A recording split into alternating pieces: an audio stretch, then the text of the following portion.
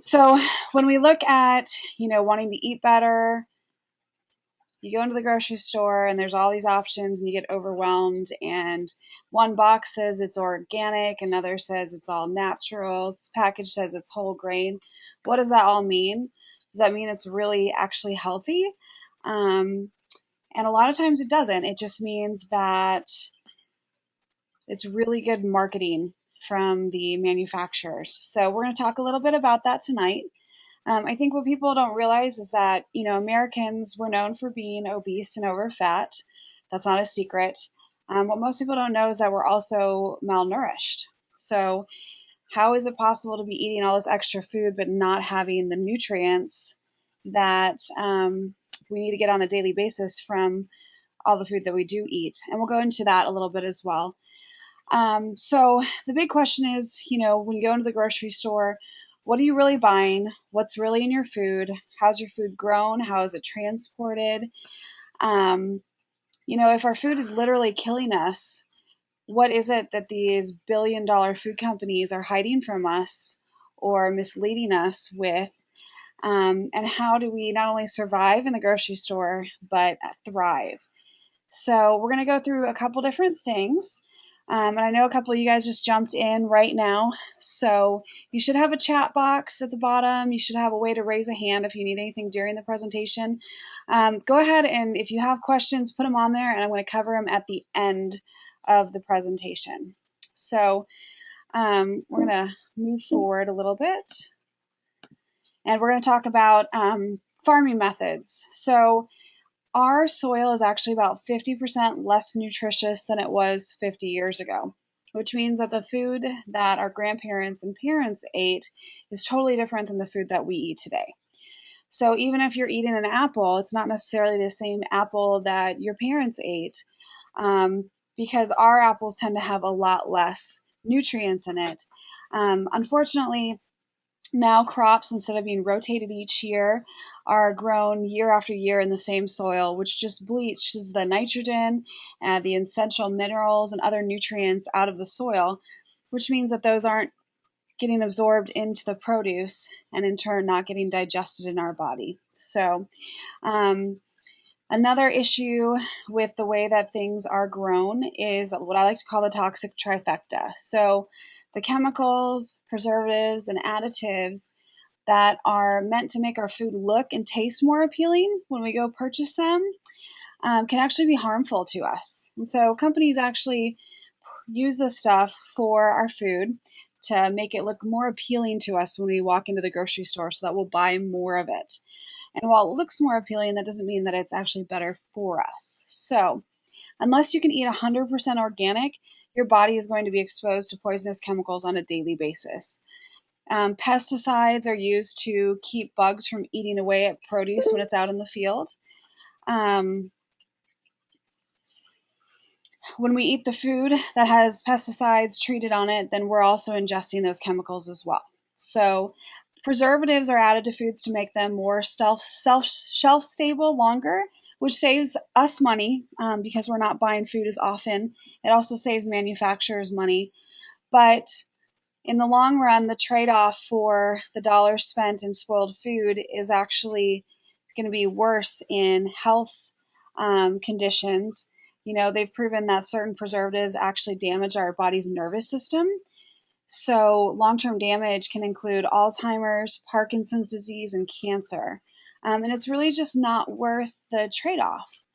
Additives are the last of that, toxic trifecta. It's anything that's added to a food to make it sweeter, brighter looking, tastier. Additives allow manufacturers to use less ingredients so that they save millions of dollars.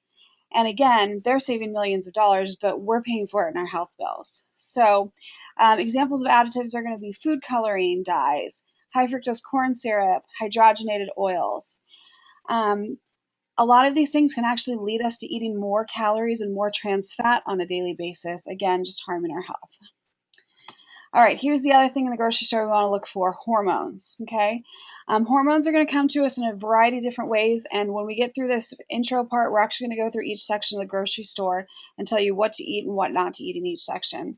But hormones ultimately are going to be given to animals to make them grow faster and to grow more plump. So again, it looks more appealing to us as a consumer, and as well as to keep up with the supply and demand in the marketplace. The problem is when the animals are ingesting hormones, when we digest that animal meat, we are also ingesting those hormones, which throws off that intricate balance of hormones that we have in our bodies.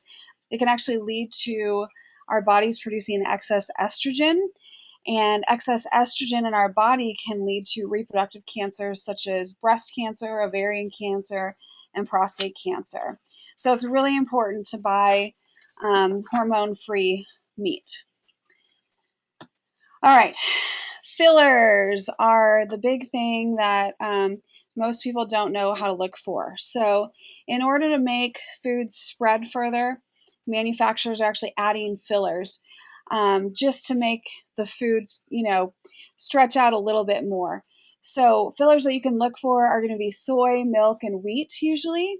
Again, they do this because it saves them money. Unfortunately for us, that means we get less nutrients in the same amount of food. And truly, it's not really food anymore because it's been messed with so much. So overexposure to certain food groups can also lead to an increase in food allergies and food sensitivities. So you can imagine if you're eating packaged food that has excess soy in it all the time, your body's actually going to build up antibodies to that soy, and you're going to start reacting to it as an allergy. So it's really important to watch out for those fillers. Another example is, how many people do you know that are gluten intolerant or have celiac disease? This can be due to an overexposure of wheat, and wheat is being filled in everything now, especially sausages and hot dogs. So it'll actually long-term damage the digestive tract, and the digestive tract is what's responsible for our immune system. So when it damages the digestive tract, it'll release antibodies to gluten in the bloodstream, and long-term can lead to autoimmune disorders like fibromyalgia, MS, and a whole array. So it just leads our body to kind of attack itself. So things to watch out for are just overexposure to processed soy, like a soy protein isolate, because that, again, can cause estrogen levels to rise in the body and increase the risk for certain types of cancer. So, all right, GMOs. This is a huge topic. It's been a hot topic over the last 10 years. A GMO is a genetically modified food, okay? Which means that in a lab, scientists have taken the food that our parents and grandparents ate and have changed it somehow at the cellular level. So it's a mutation from the original food. And what happens is, while it was intended to make stronger, better, more nourishing food, it's actually done the opposite. And so now we have weaker crops that yield less for us every year. They're less resistant to drought. They need more pesticides to prevent wasting from insects than regular crops, and they yield less food. So it's actually done the opposite of what scientists thought they would. The GMO foods can also, they've shown to cause reproductive and developmental issues in the offspring of those who eat it. So, those of us who have been ingesting GMO foods for the last 20 years, our poor kids can have developmental issues because of that. So really important to watch out and stay away from those GMOs. All right, the last one on this section, and then we'll get to the actual grocery store tour part, is additives. Okay, an additive can be a variety of things. It's anything that's just added to your food that would not naturally be there. You're usually going to find this in your packaged items, your dried goods, but you can also find it in your meats. You can even sometimes find it in your dairies. So that's why it's really important to read your label. So I'm going to ask you this and just think about it. How many foods have you bought that on the label say have added calcium? That's an additive. Or 100% vitamin C. That means that they've put an additive in there.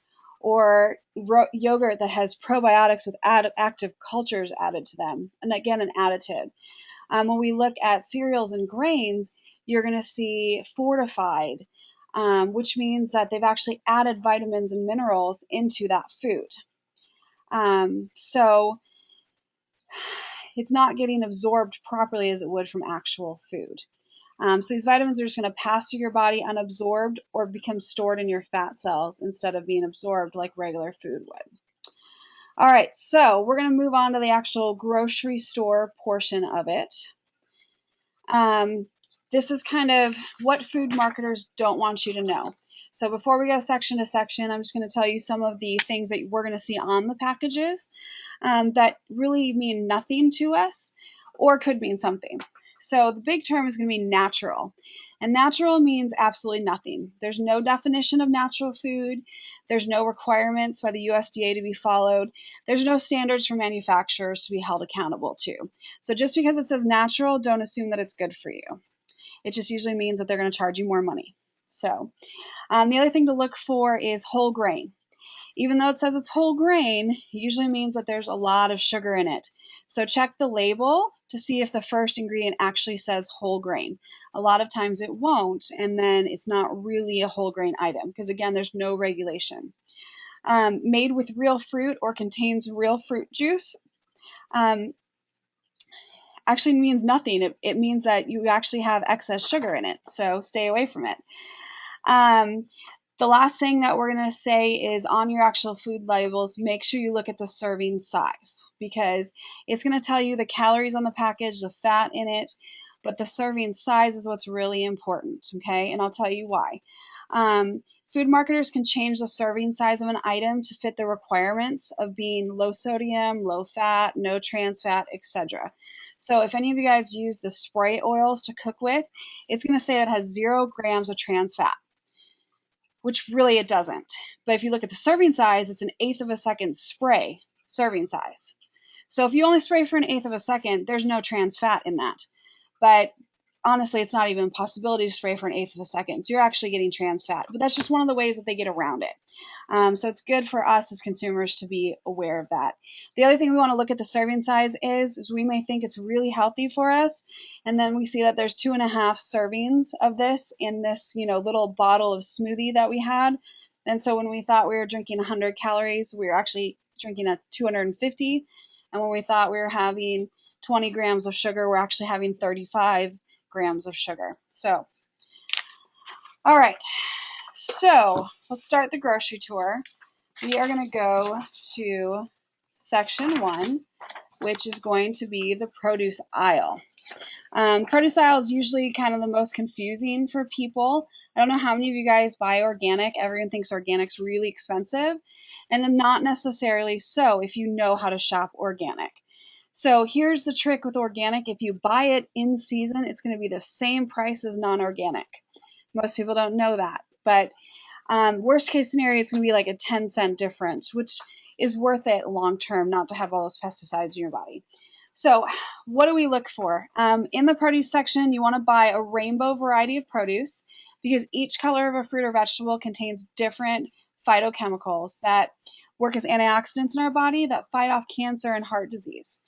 They also contain what are called plant sterols, which are molecules that actually lower cholesterol levels in our body. So the big thing I always challenge people is keep an open mind, try new types of produce.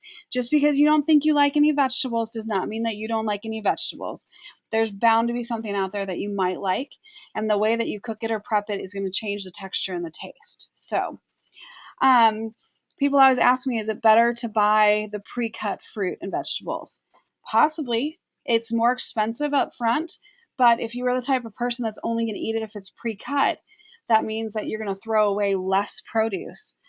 So long term, you're actually probably going to save money. So don't rule that out either.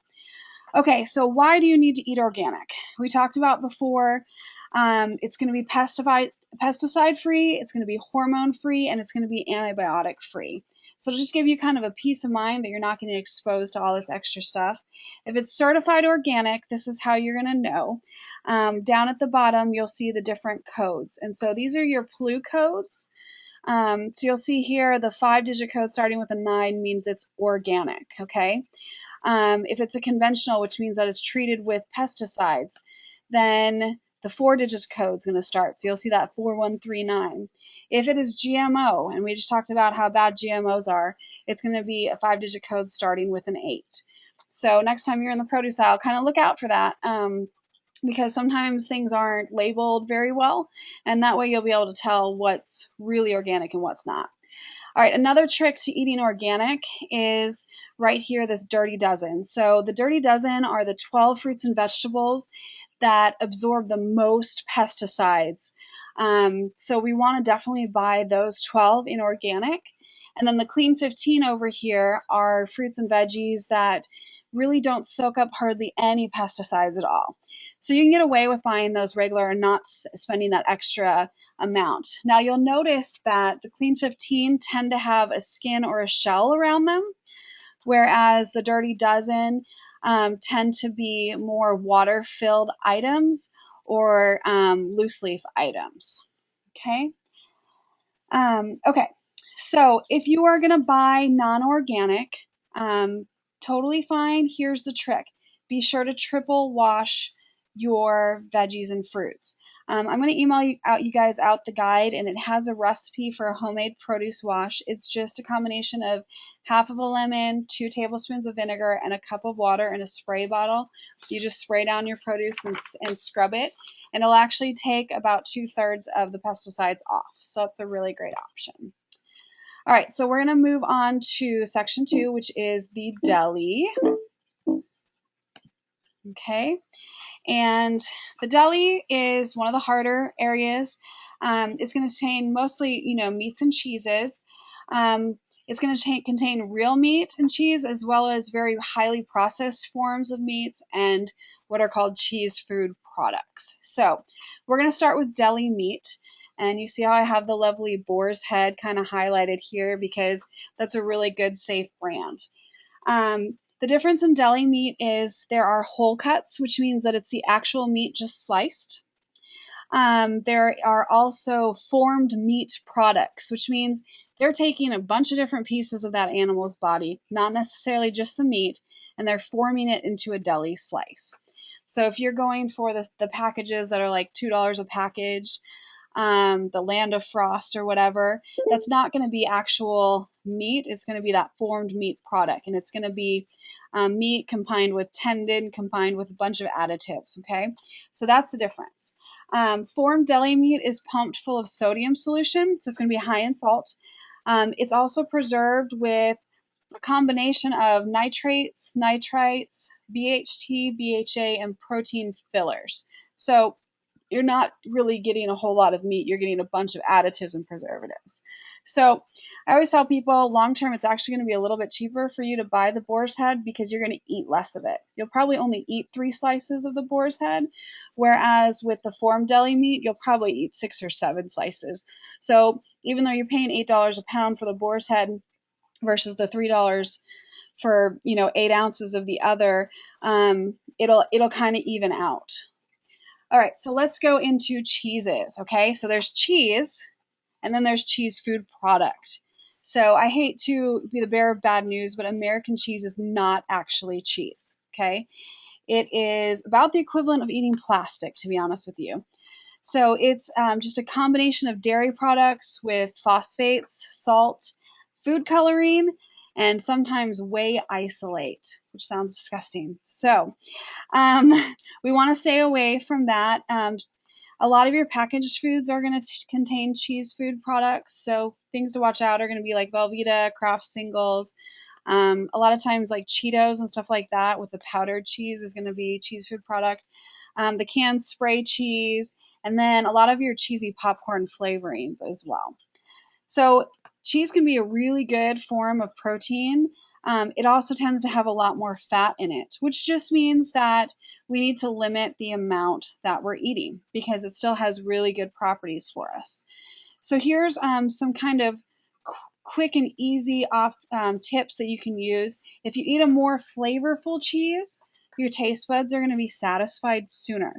So instead of going for the American cheese, which has no flavor, maybe pick some Havarti that has a lot of flavor. And then instead of slicing it, you can sprinkle it on your food or shred it and put it on. because you actually use less per serving. And then you kind of have this pretty picture here, and it's also in that guide that I'm going to email out to you guys. Some more flavorful cheeses are going to include brie, Havarti, Swiss, mozzarella, pepper jack, Parmesan, and even goat cheese. All right, so we're going to move on to section 3, which is going to be the meat. First rule of the meat department is to skip the freezer. A lot of people think that the freezer meat is cheaper than the fresh meat, and here's why it's not. Your freezer meat is pumped up with at least 15% sodium solution. So they take a big needle syringe full of sodium solution and inject it into that meat. On the label, it's going to say 10% sodium solution, 15% sodium solution. That means nothing. There's no regulation. It could be 50% sodium solution for all we know.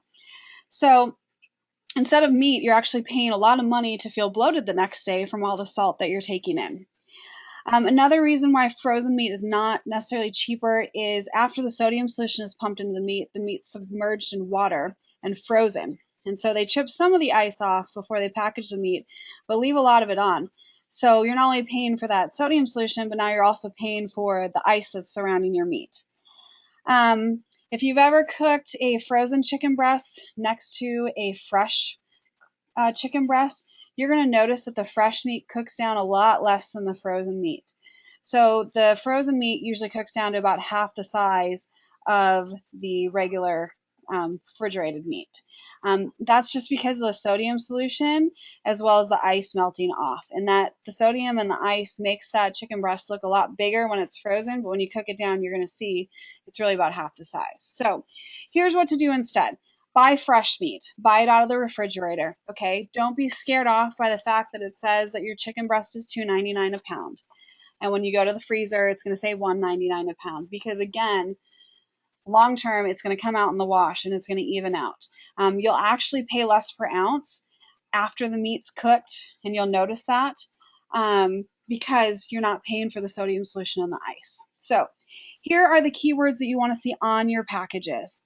Antibiotic free, hormone free, free range or grass fed, wild caught, and preservative free. And we'll go through each of these briefly.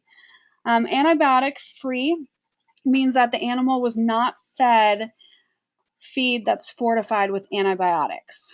So a lot of times farmers, when they have 5,000 cows on a ranch, disease can spread very easily. So to be proactive about that, they add antibiotics into the feed. Well, anytime that those cows ingest those antibiotics, it's stored in their muscles and fat. And then when we eat them, we digest that and absorb those antibiotics. So the problem is long term, we become resistant to antibiotics.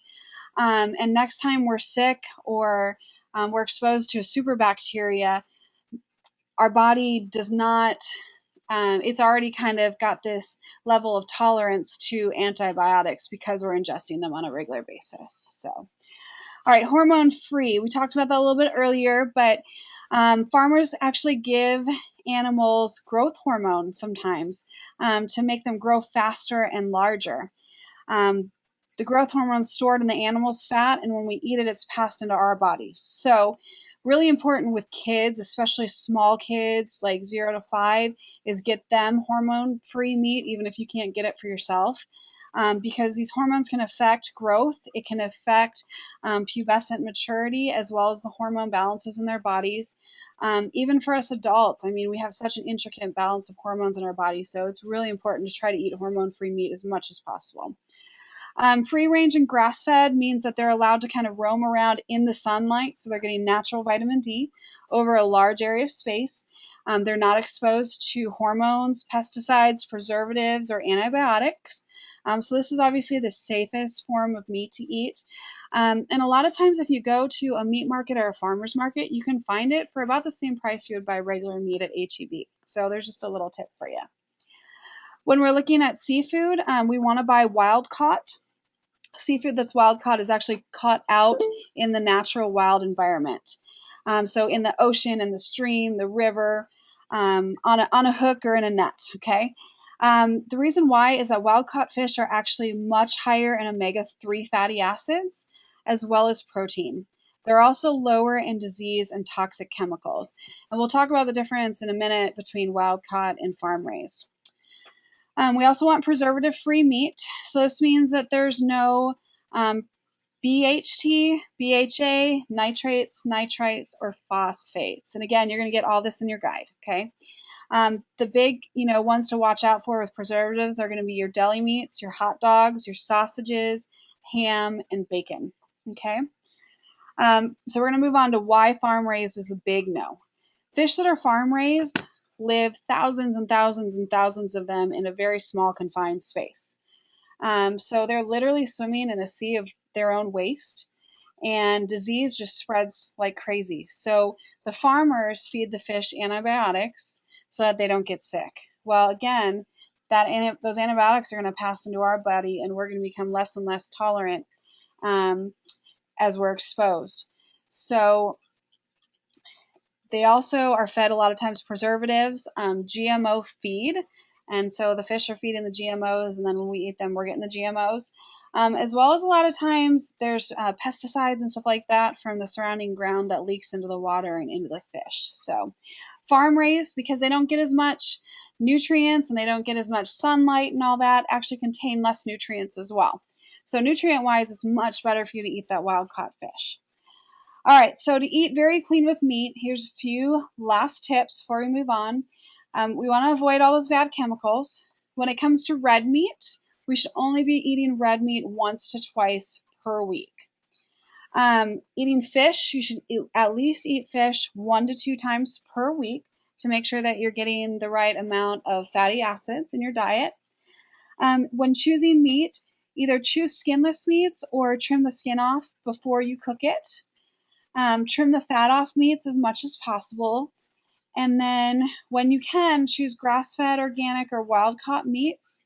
If you're going to do a ground meat, you're going to want to choose ground sirloin, ground bison, ground turkey breast, not ground turkey, or ground chicken breast. Those are going to be lower in fat, lower in cholesterol. And then again, to save money on better quality meats, you can shop at local meat markets, like we have the Bonton Market in Kyle, or a farmer's market, which we have several of those around between San Marcos and Buda and Austin. Or you can even contact a local rancher. And around here, we have a lot of ranchers that sell meat for just a few dollars a pound. So it's a great way too. All right, so we're going to move on to the refrigerated section. Okay, so it seems like there's, about 100 different milk options when you get into the refrigeration section. So when choosing milk, if you're doing cow milk, you do want to get organic, again, because of the hormones.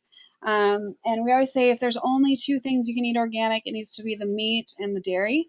And if you can't do the produce organic, that's okay, because at least you're not going to get the hormones with the organic or the regular produce. So when you're getting milk, choose the organic.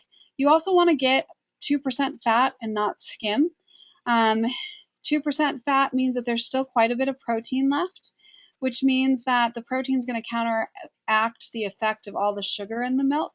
So if you have no protein, or if you get no fat, it's going to be lower protein and higher in sugar. And the 2% fat is going to have a little bit more protein, a little bit less sugar. So I also say no to Metopia, and I break a lot of women's hearts. We can get into a long discussion if you want about it, but ultimately there's just too many mutations and preservatives in it. So other milk alternatives that you can do are going to be almond milk, non-GMO organic soy milk, rice milk, and goat's milk. When looking at other dairy options like cottage cheese, sour cream, you still want to stay with that rule of 2% fat and not get the skim. With yogurt, really want to choose Greek yogurt over regular yogurt. It's higher in protein, it's lower in sugar. Also, really on yogurt, read the ingredient label. And here's what you're going to watch out for. You need to look out for added sugar, artificial sweeteners, and then other additives. So a lot of times when you're eating Greek yogurt, you can get the plain and sweeten it by putting a little bit of honey and fruit in there. Or on some of them, you can buy the flavored options as long as it's not the fruit mixed in. Because when it's the fruit mixed in, there's a ton of sugar. But like for my kids, I love to do the Greek Gods honey with orange. And so it's just a little bit of orange extract and honey in there. And so the sugar is relatively low. All right, so we're going to talk about spreads. To butter or not to butter, that is the question. Butter is a natural source of fat. It can be consumed in moderation. You do need to choose unsalted butter, okay? If you are concerned for heart disease reasons about butter, you can choose whipped butter, which is kind of like whipped cream cheese. It's real butter. They just whip it up so it's a little bit lighter and fuller, and you use less of it. You can also use the butter slash olive oil mixes. And so Earth Balance has one. There's a couple other brands, but you do want to stay away from the margarines. Margarines are very, very, very bad. Bad no-nos. The margarines have excess hydrogen molecules on them. And when you ingest those, they actually go in the bloodstream and cause plaque to build up in the walls of your arteries. So stay away from the margarines. You're okay on the butter in moderation. And then if you want to do non-butter, get that butter olive oil spread mix. And they do carry that at HEB Plus. Okay. I don't know how many of you guys use cream cheese in the morning. A better option would be the Neufchâtel or Neufchâtel, depending on how you pronounce it, cheese, which you can see right above the Philadelphia regular. Neufchâtel is naturally less in fat. It also has a little bit more protein in it. So really great option. Okay, and here is where marketers really trick us in the refrigerated section is with eggs. So there's white eggs, there's brown eggs. Brown must mean that it's natural because, if it's white, then it must be bleached, right? No, not at all. So the brown eggs and the white eggs just come from different types of chickens. You can see them there in the picture. There's no difference. Brown eggs are not any more natural than white eggs. So don't pay the extra money for the brown eggs because there's really no reason to. If you don't want to buy regular eggs, you can buy the egg beaters. If you want to make your own egg beaters, it's really simple. It's 1 egg and 2 egg whites just mixed up. You can also buy the liquid egg whites, or you can just make that. So in the refrigerated section, there's also typically a lot of sugary beverages. That's where you're going to find your teas, your lemonades, your fruit smoothie drinks. And I just broke a client's heart today by telling her that I'm sorry you cannot drink the naked juice smoothies anymore because I know you think you're getting your fruits and your veggies from it, but you're not. You're just getting a lot of sugar and no fiber. So typically, the fruit smoothie bottles are going to run you about 300 calories and about 60 grams of sugar, which would be drinking like 1.5 Dr. Peppers. So we want to stay away from those. All right, we're going to move on into the freezer section. There's a lot of pictures on here. We'll go through them. The freezer section, really promises convenience and simple cooking, which is great for those of us with health, busy lifestyles. Unfortunately, the easy way is not usually the best way, but we're going to give you a few exceptions to the rule and give you some healthy options that you can find in the freezer section and use. For breads, you'll see in the top left the Ezekiel bread. It's a sprouted grain bread. It's a lot better for you. There's less gluten. It's lower glycemic. So you can use that for breads. For a good snack, you'll see that frozen edamame. Edamame soybean, so it's got a lot of protein in it. The steam pods are awesome. They have them up at HEB Plus. Pop it in the microwave for 1.5 minutes, pop it back out. You have fresh edamame. You just kind of pop the peas out of the pod and you're good to go. So that's a great, really easy option. The steamer bags that you see right on the bottom or the middle left are really good if you're, busy or if it's just 1 or 2 of you eating. Just pop them in the microwave for a couple minutes. They steam your veggies for you and you're good to go. They even have now wild rice mixes and even quinoa. So really simple option. You can get frozen berries to make smoothies and then also frozen whole grain waffles are a good choice in the morning, especially if you're one of the people that tends to ditch breakfast or just run out the door. Because you can just have, the waffle with a little bit of almond butter spread on it and some sliced bananas, and you're good to go. Okay, we're going to go on the topic of frozen dinners because this is usually a big topic when we do a grocery tours up at HEB. Frozen dinners, yeah, they're so easy, and it tends to be healthier than eating a restaurant or fast food. However, they're still really high in sodium and usually high in carbs. The average frozen entree contains about 900 milligrams of sodium, which is really over half of your daily value of sodium just in that tiny little box right there. Want to stay away from the bigger brands, the Lean Cuisines, Smart Ones, Weight Watchers, because they use fillers in their entrees. And so if you look on the label, you'll see in the first 5 ingredients where they're putting in soy protein isolates, whey protein isolates. We really want to stay away from those. So some safe brands for meals are going to include this Kashi right here. They always have whole grain, good sources. They tend to be a little bit lower in sodium, but not a whole lot. And then you'll see right next to them the Amy's Organic. Love them. They tend to be lower in sodium. It's all organic, and honestly, it's not any more expensive than the regular freezer meals. If you live in Central Texas, then Central Market Organics also has some good ones. I actually think all of these taste better because they use real food instead of a bunch of the fillers. All right, so we're going to go into the topic of desserts because everything a little bit in moderation. And if you need to substitute a bad option for a better option, we'll kind of talk about that. Desserts should be very, very limited because they are just a waste of empty calories. However, we don't want to be totally deprived. You got to have some enjoyment in life.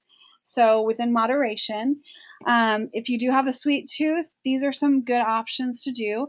In the bottom left, you'll see sorbets, which are fruit and ice frozen and blended up. So that's a good option. Sherbet is also going to be a good option. It's much lower in sugar than ice cream, so you can do that. Frozen yogurt, again, is going to be lower in sugar, so you can do that. If you just really have a hankering for ice cream and you have to have it, you can do the double churn or the slow churn ice cream. They don't add any sugar, and it typically is a little bit higher in protein, which again is going to help kind of dampen the effect of the sugar in your bloodstream. The other option that you can do are the 100% natural fruit bars. Now, again, just because it says natural on it does not mean anything, so flip it over, read the label on the back, and make sure that it really is just fruit juices frozen together. All right, things to avoid in the freezer aisle are going to be potatoes, sausages, the white bread waffles. I'm sorry, but you don't get to Lego your Eggo anymore. Also, a lot of the comfort foods you're going to find in the freezer section. So just put your blinders on and walk through. When possible, you can very much freeze your own meats, meals, and veggies ahead of time yourself, just to ensure that your freezer foods are really healthy for you, but you still get that kind of convenient grab and go option. All right, so we're going to move over to section 6. So you notice so far we've kind of stayed on the perimeter of the grocery store, and now we're going to kind of dive in the middle. And the middle is the hardest part because there's a lot of bad options, but there's still some really good options in there, and we don't want to miss those. So we're going to go into the baking section, which is really the foundation for healthy cooking. So there's 2 ways to cook to make food taste really, really delicious. One way is using fats, lard, cream sauces, all that yummy, yummy stuff, right? The other way, which is the healthy way, is to use oil and spices, okay? And it kind of takes a little bit of a learning curve to get there, but just play with it and experiment, and you'll catch on pretty quick. So let's talk about kind of the tools for healthy cooking. So we're going to start out with oils. Oils add a lot of flavor, okay? They're a healthy source of fat. They do need to be used properly to get to the most flavor. So we're going to talk about a few different types of oils and how to use them properly. Extra virgin olive oil, believe it or not, is not meant to be cooked with. It has too low of a boiling point that it actually burns off if you're trying to cook with it before the spices and the meat have a chance to kind of infuse. So Extra virgin olive oil we do want to use for salads and other cold items, but not for cooking and baking. Um, Canola oil is a good option for cooking. It stands up to heat really well. It's high in omega-3 fatty acids. It's low in saturated fat. Good for cooking and baking and even some light frying, pan frying, stuff like that. It's actually a really good heart healthy option. Coconut oil is kind of all the rage right now. Everyone asks, why is it so, great? It does stand up to heat really well. It's very high in omega-3 fatty acids as well. Here's the big key with the coconut oil. The molecule is so tiny that it is the only molecule that can actually travel through your arteries, into your arterioles, all the way up in your brain, into the tiniest, tiniest, tiniest little vessels, which means that it's bringing those nutrients all the way up into the smallest parts of your brain and body. So it has a lot of preventative implications for dementia and Alzheimer's and other brain disorders. So I always tell people mix it into your diet. Don't do coconut oil all the time, but do it on a regular basis so you can get that benefit. Grapeseed oil is awesome. It's great for salads. It's great for cooking. It's really good for sauces. It has a ton of antioxidants in it because it's made from the actual grape seed. The only thing you have to watch out with grapeseed oil is it only has about a 2-week shelf life, and then it starts going rancid. So you do have to, use it up pretty quickly and buy kind of the smaller bottles on that. Sesame oil, I think, is the most overlooked oil. I'm allergic to soy, which really limits what I can do with sauces and stuff like that until I found sesame oil. Ton of flavor. You can use it for sauces and cooking. You can use it for dressings. You can use it for marinades. It has a really high boiling point, so you can even use it for pan frying and also for toasting. All right, so oil, you actually want to heat up in the pan for about 30 seconds before you add spices because the flavors and the spices aren't going to be unlocked until they're warm. So put your oil in your pan for about 30 seconds to a minute, let it warm up, and then put your spices in, and then put your meat in because that's what's going to infuse the meat. Or whatever else you're cooking. So let's talk about spices a little bit. Spices are unlocked when they're released by heat and oil. So, a lot of times people wait till the end of when they're cooking to add the spices on. That's totally wrong. You're going to miss out on a ton of the flavor that way.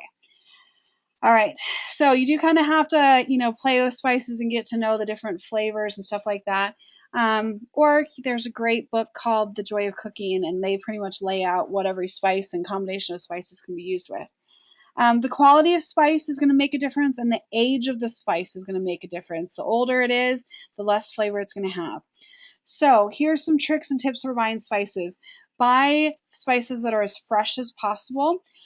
We have the lovely benefit at HEB Plus of going to the bulk food aisles, that aisle number 1, natural or healthy living aisle, and they have bulk spices there, and you can just get a tiny Ziploc bag of whatever you need. Do that as much as possible because it's going to be really, really fresh. When you have to buy bottled spices, make sure to read the ingredients. A lot of times they add sodium or preservatives or even MSG, and we do want to stay away from that. So if you're buying thyme, turn the bottle around, read the label, make sure it's just thyme that's in there. And then avoid the pre-mixed spices. I know they're super easy and convenient, and you can just grab that fajita spice right off the shelf. But 9 times out of 10, when you look at the label on there, there's going to be MSG in there. And again, MSG causes damage to the nervous system and can lead to Parkinson's, MS, all of those neurological disorders.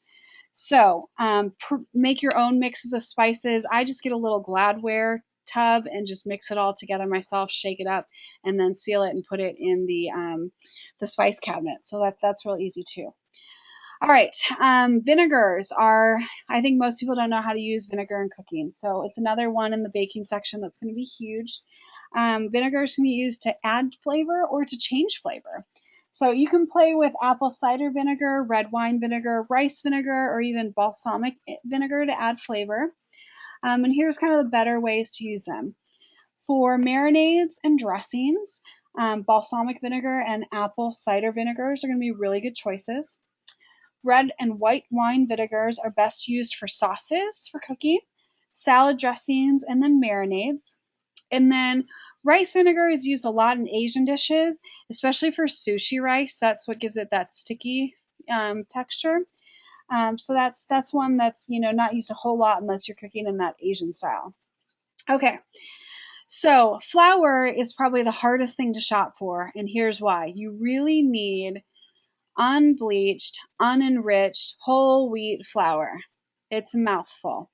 You're going to find a lot of unbleached enriched flours, but not a whole lot of unbleached, unenriched. Okay, so here's the difference. Typically, with regular flour, all purpose flour, they're going to take the wheat, they're going to bleach it. And when they bleach it, it makes it white, which makes it really pretty for us when we pull it out of the package. And that's why they do it. However, to make up for losing all of those nutrients and minerals and everything that we need, they're going to fortify it and add those things back in, which is called enriching. And when they add it back in, it's not in the natural form, which means that we're not absorbing it like we need to. So you really do need to find that unbleached, unenriched. The other problem with the bleached flour is they use a chloride molecule. Same problem with artificial sweeteners. Chloride molecules are known for causing cancer. So the chloride molecule actually stays in the flour after they bleach it, and then you're ingesting that chloride. All right, so we're going to move out of the baking session, and we're going to talk about condiments. And I know in the South we love our condiments, right? Especially ranch and ketchup. So condiments that we want to avoid are going to be mayonnaise and Miracle Whip. Ketchup, especially ketchup that has sugar or high fructose corn syrup added. Barbecue and steak sauce, again, especially if there's sugar or high fructose corn syrup added. Margarine, food colorings, the red number 7, yellow number 11, blue number 5. All of that, has damaging effects to our nervous system as well. High fructose corn syrup. Manufacturers have been using that to make things sweeter without having to use as much sugar. Unfortunately, it's been proven to make us overconsume about 300 calories a day because our blood sugar crashes faster with the high fructose corn syrup and we're hungrier faster. And so we tend to eat more calories over a daily basis because of it. Creamy salad dressings, which yes, include ranch and blue cheese and Thousand Island and all that stuff that we all love. So really want to avoid that or at least limit it. And then breakfast syrup, which is not real syrup, but most of us eat it, which has sugar alcohols in it. So we want to stay away from that. Condiments that we can use but need to limit are going to be sour cream, fruit spreads instead of jellies or jams, pure maple syrup, honey, kosher or sea salt, butter, relish, cocktail sauce that does not have added sugar, and then Worcestershire sauce. And then condiments that, you can use it in moderation. They're really good for you. They're kind of lower in calories, are going to be your nut butters that do not have added oil, sugar, or salt. And when you're buying your almond butter and you're buying your peanut butter, you have to be really, really careful because a lot of times there is added sugar or there's added salt in it. Mustards are calorie free. They're awesome. Okay. Now you don't want to get the stuff with the yellow number 7 in it, but most of them have taken it out now anyways. But if you do mustard, go for the whole grain, go for the spicy mustard, get more flavor in there. Hot sauce, free reign, vinegar, honey, salsa, horseradish, pesto, low sodium soy sauce, or you can use Bragg's amino acids instead. Vinaigrette salad dressings, hummus, chili peppers, peppercorns, and then extracts like vanilla extract, almond extract. Those are going to be calorie free. All right, so we got 2 sections to go, and I will try to wrap up quickly because I know we're going a little bit long. And I am recording this if you guys do need to step out for any reason. All right, so section 8 is going to be the dry goods section, which again, middle of the store, we're going to find some good stuff. Most of it's not going to be good. So packaged foods and canned foods, we really want to limit as much as possible because they are processed. So a good rule of thumb is when you have your shopping cart, make 10% or less of it as packaged foods, okay? Bread is the hardest to shop for just because of the flour, like we talked about a minute ago. as well as the added preservatives, the additives, sweeteners, and food colorings that are added into it. So when you're looking at a good source of bread, you want to make sure that, whole wheat is the first ingredient. You want to make sure that there's 5 grams of fiber per serving, and you want to make sure that there's about 9 grams or less of sugar per serving. Pepperidge Farm is usually a safe option, or go to the freezer section and get Ezekiel. For breads, pastas, and cereals, we want to choose the whole wheat varieties. If you're used to eating all the white stuff, it's going to take your taste buds about 3 to 5 weeks to adjust, okay? Because the top layer of our taste buds gets deadened from all the preservatives, and so we have to wait for that to slough off and the new taste buds to come up before we can really taste all the flavor in the whole grains. So I always recommend just starting with a blend. You can find like 50-50 blends of white and whole wheat. And then, over the next month, then change to all whole wheat. If you're going to do tortillas, corn tortillas are preferred. If you are a flour tortilla snob, then we just need you to do the whole wheat and not the white tortillas. For cereal, if you look on the right of your screen, you're going to see that Kashi Go Lean. Cereal, it's hard. You have to find unsweetened whole grain cereal that has a lot of fiber per serving. Again, 5 grams or more. Kashi is a really great option because they usually have a ton of fiber, a ton of protein, and they're going to be lower in sugar. And you can see that with this one. It's 10 grams of fiber, only 7 grams of sugar, and 8 grams of protein, which is phenomenal. You could also do oatmeal. Skip the instant, especially, Mr. Quaker that adds high fructose corn syrup into his. Reach for the rolled oats or the steel cut oats. You can even do baked oatmeal, which you bake a batch of oatmeal with fruit and cinnamon and sugar in it ahead of time. You make like a big cake pan and then separate it out into little cupcake cups. That way you can microwave it during the week and just go, and eat your oatmeal that way. Beans are going to be a really great source of protein and fiber. The best option is getting the dried beans, or you can get the bags of dehydrated beans that you add water to.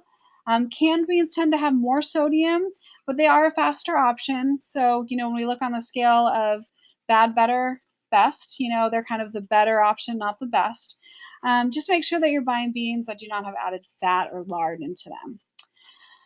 Rice is an awesome source of grain and protein, especially brown rice.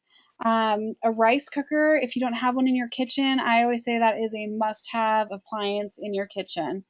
Brown rice is very protein rich, so that's really, when you're looking at on a healthy eating, boosting your metabolism point of view, brown rice can be the best. However, if you prefer white rice, there are 2 types of rice that are naturally white that are not bleached, and those are basmati and jasmine rice. And you'll see I have jasmine right in the middle of the screen there.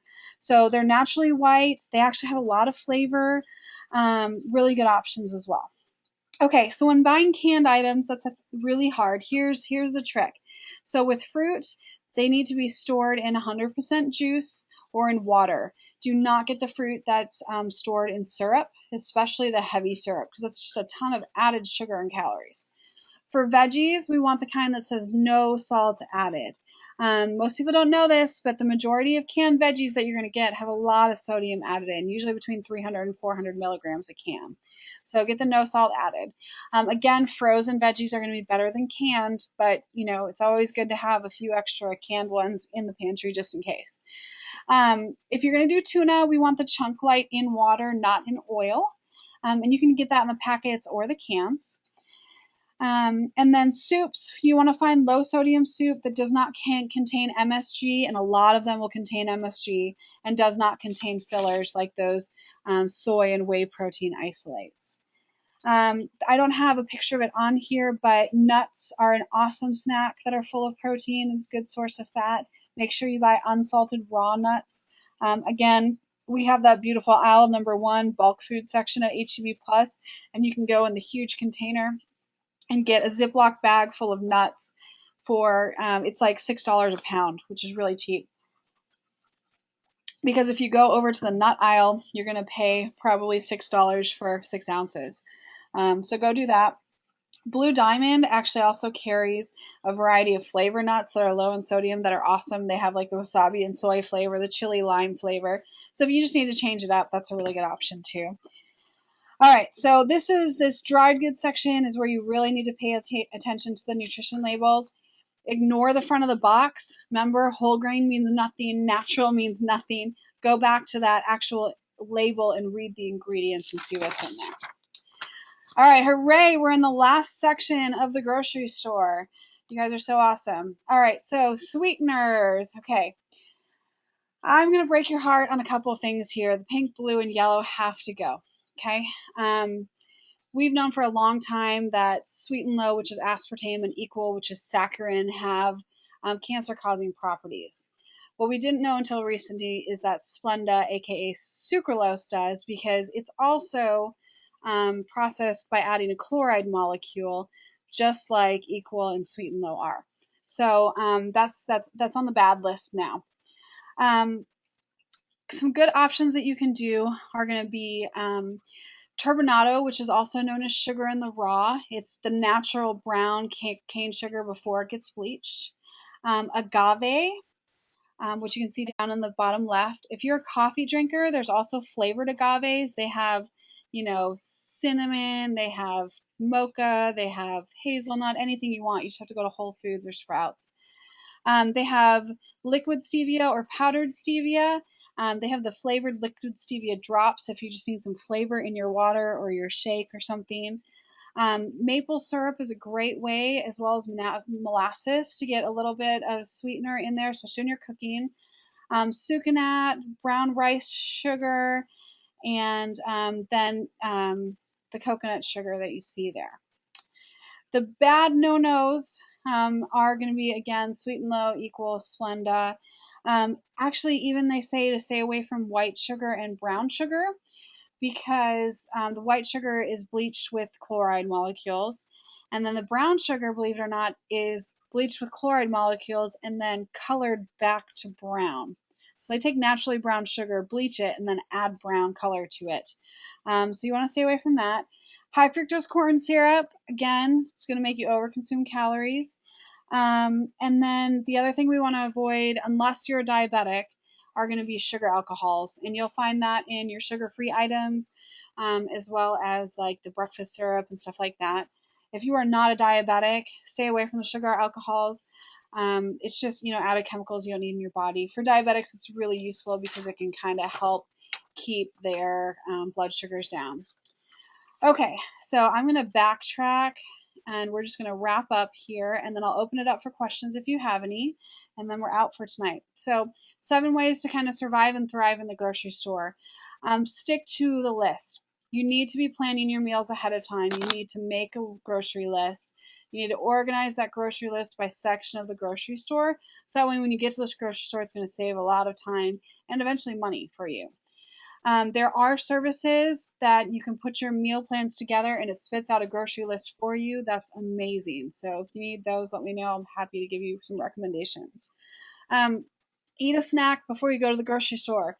Make sure it's high in protein and high in fiber. That's going to make you stay satiated when you're in the grocery store. When you have a full stomach, your logic's going to override any emotional impulses that you're going to have reaching towards, those comfort foods. You're going to buy healthier options and you're going to avoid that temptation to buy junk food when you go in with a full stomach. Shop along the perimeter of the store, like we talked about earlier. You're going to find the produce, dairy, meats, refrigerated freezer sections. Usually the junk food is in the center aisles. So just, put your blinders on, grab the good stuff, and get out of those aisles as quickly as possible. Shop in bulk in as many healthy items as you can to save money. Again, HEB has that awesome aisle 1 with all the bulk, not only nuts, but grains and oats and a bunch of other stuff where you can save at least 40% off the package price. You can also go to Costco and Sam's Club and buy in bulk too and save money that way.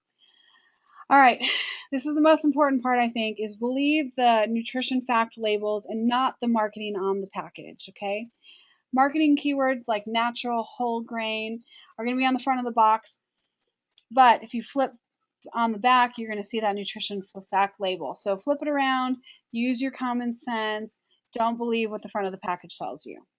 All right, choose items that contain no more than 5 to 8 ingredients on the label. That's huge. And then only ingredients that you can pronounce. If you can't pronounce it, don't eat it, okay? That means it's been, altered in a lab. So again, items that ingredients that end in ates, ites, such as nitrates, nitrites, monosodium glutamate, or benzoates, we want to avoid. Avoid labels that say natural and artificial flavors because they are going to contain additives and artificial sweeteners. And then the last key is, when you're walking through the checkout counter, you're surrounded by junk food, chocolate bars, chips, you name it, it's there. So they know that A, if you have kids, your kids are going to beg for those things. And B, if you don't have kids, they put things there that you're just going to impulsively grab at the last minute. So these items are usually high in sugar, high in sodium, and high in calories. We just want to stay away from those. Okay. So I hope that helps you guys a lot. I am going to unmute everybody. So if you have any questions, you can ask now. Maybe. Let me unmute you. Okay. You are all unmuted. Any questions?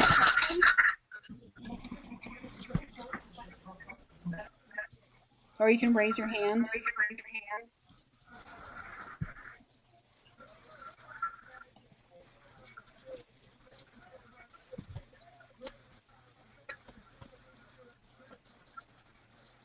All right. Well, if there's not any questions right now, I'm going to just wrap this up and I'll shoot out the email with the guide. And then just feel free to contact me with any questions. Okay. Everybody have a wonderful night.